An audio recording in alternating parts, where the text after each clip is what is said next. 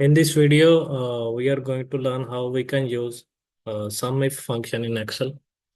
So first of all, I will open the Excel.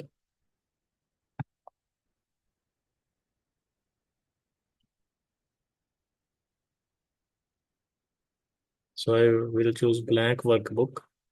And suppose you have these three uh, sales data of your employees. Like I have mentioned the date and employee name and sales value. So previous month was September, so I will write the sales of September month. Like I can drag it to the 31 column, so all the values will automatically fill. And here I have made a custom list. If you go to options, advanced, click on edit custom list. So here you can see my custom list. I have taken 5 employees, employee A to E.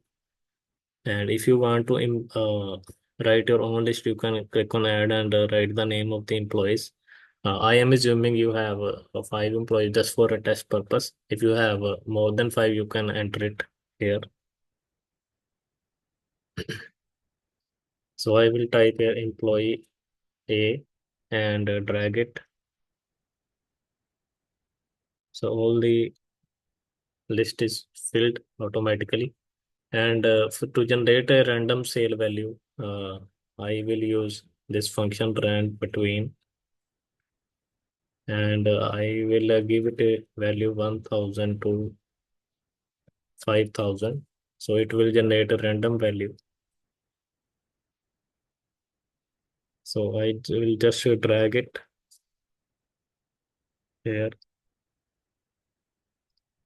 and then random value doesn't change every time. I will simply copy this value and just paste it here. And before doing some, if let's format it as a table.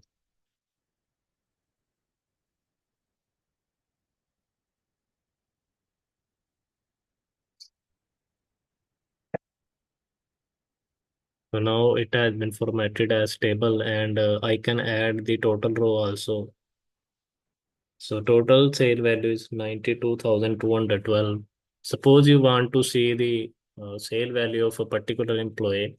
So either you can create a filter from here, but uh, in some using SUMIF we can also do the same.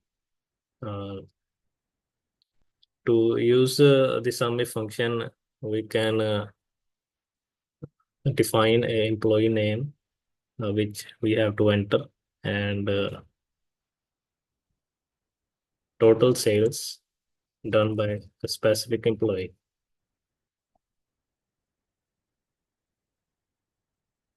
So here we have to uh, apply a formula sum if. Then we have to specify the range where your employee name exists. In my case, it would be 2 to P31. And next is criteria. Criteria means whatever you have to write here, the name of the employees.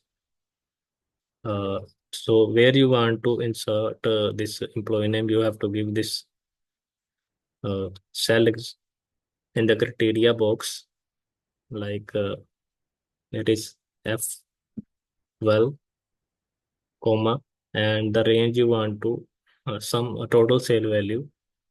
Then give the here C2 to C31 and press enter. So now the value is 0 because we haven't entered any name. So just enter employee A. So it will show the total sale value done by employee A. And if you type here employee B, so it will show the employee B sales value. employee C, and like this you can compute the sale value of different employees using this formula. So I hope I have shown you how to apply SUMIF in Excel. Thanks for watching.